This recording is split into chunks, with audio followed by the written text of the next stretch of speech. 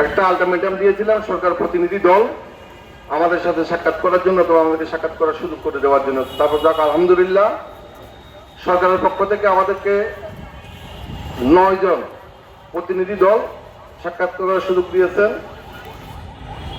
আমরা পূর্বের কেয়ারটেকার সরকারের আমলের আগের চেয়ে এবার সুন্দর এবং খুব ভালো আলোচনা হয়েছে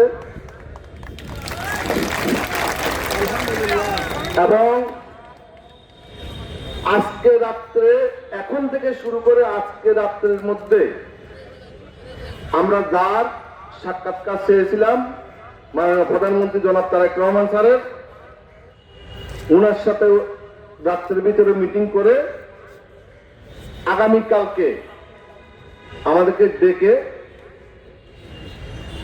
সম্পূর্ণ মাননীয় প্রধানমন্ত্রী তারেক রহমান সাহেবের মতামত আমাদেরকে জানিয়ে দিবেন। এখন কথা হলো,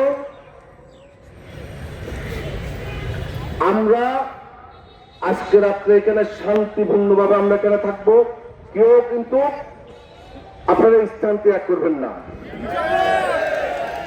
আজকে রাত্রের ভিতরে আমরা এখানে লিস্ট করব, যে সমস্ত ব্যক্তি উপস্থিত থাকবেন শুধু কালকে আমরা তাদের নামীয় তালিকা দেব। বাড়িতে যারা বসে আছেন তাদের নামীয় তালিকা আমরা দেব না, যারা চলে যাবেন তাদের তালিকা আমরা দেব না। উপস্থিত যারা থাকবেন তাদের তালিকা দেব। আলহামদুলিল্লাহ ওনারা আগামীকালকে মাননীয় প্রধানমন্ত্রীর বিস্তারিত মতামত নিয়ে আজকে মিটিং এর মাধ্যমে আমাদেরকে ডাকবেন, তাকে বিস্তারিত জানাবেন। আমরা আশাবাদী, সকলে দোয়া করবেন। মনে রাখবেন মজলুমের কান্না অবশ্যই আল্লাহ শুনেন। আমরা মজলুম, আমরা মজলুম, আমরা 2টা বছর রাস্তায় আমরা ভিজতেছি, বৃষ্টিতে রোদে শুকাইতেছি, রাস্তায় আমরা মার খেয়েছি, রক্তাক্ত হয়েছি, কিন্তু আলহামদুলিল্লাহ এই সরকার আমাদেরকে কথা দিয়েছেন ভালো একটা রেজাল্ট কালকে দিবেন। পূর্বের সরকার কেয়ারটেকার সরকার শুধু আমাদের সাথে প্রতারণা করে গেছেন, পাটপাড়ি করে গেছেন।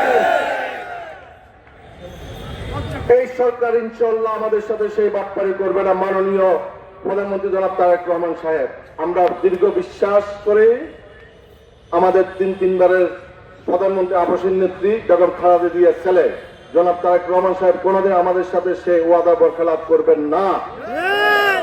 আপনারা শান্তভাবে সকলে আজকে রাত্রে এখানে অবস্থান করবেন, ইনশাআল্লাহ কালকে আমাদের সুসংবাদ নিয়ে আমরা ফিরবো। তোমার আমার ঠিকানা, তোমার আমার ঠিকানা, তোমার আমার ঠিকানা। ধন্যবাদ।